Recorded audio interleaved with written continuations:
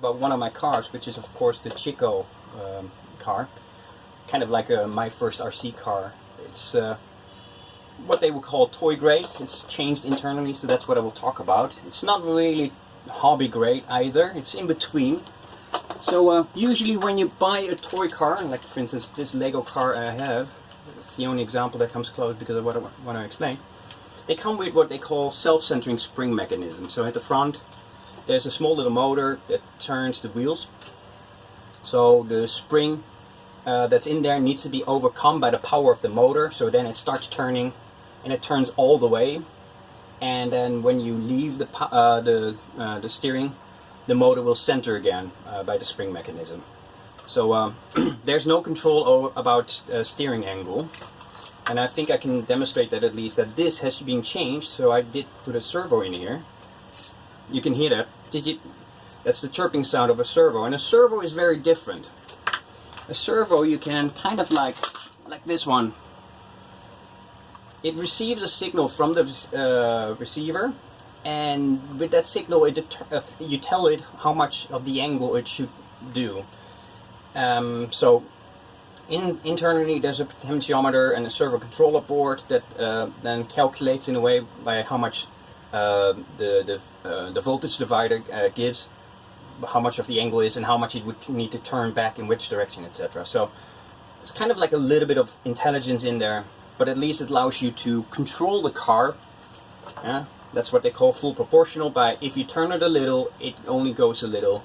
When you go fully, it goes fully to the side, etc., etc. So that's what they mostly would call, that's hobby grade. So in combination with a speed controller, you can then control the steering angle plus the speed according to how much you give on the controller.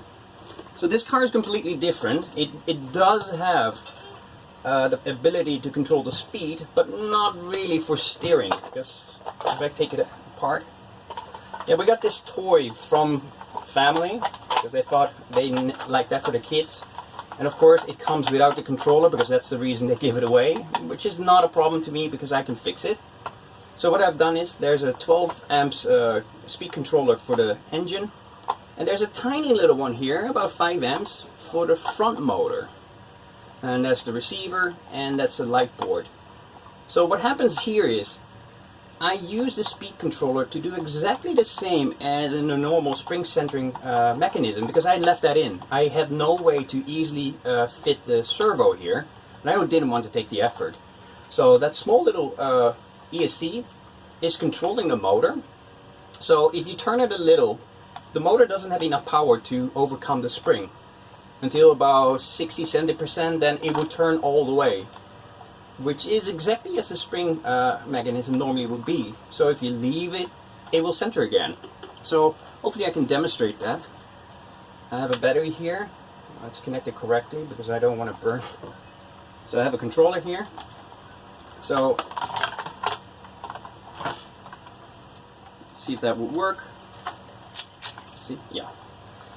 So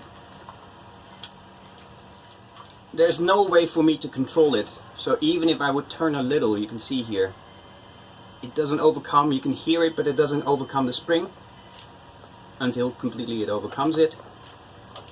Yeah. So that's at least what I did for this car. So that's a cheaper way, or an alternative way at least, to get a car kind of like halfway hobby grade. So at least being able to control the speed. Steering is still a mess, of course. It's not going to be that precise, but for a kid, if you don't have the original controller anymore, or transmitter, this is definitely a good approach, or at least alternative to do. So 2 small little ESCs don't have to be the same. You could of course do the same. They don't have to be 12 amps. I have used these small ones for both motors. It worked perfectly, but since I wanted to use 2S, I definitely didn't want to go that way. I would use the small ones because it would definitely burn out. So now the second ESC for steering receives the power from the receiver board, which is about 5 volts. So, well, that's it. If you have any further questions, do let me know. I will probably have a follow-up video about the lighting, which is of course also fun. So, thanks for watching.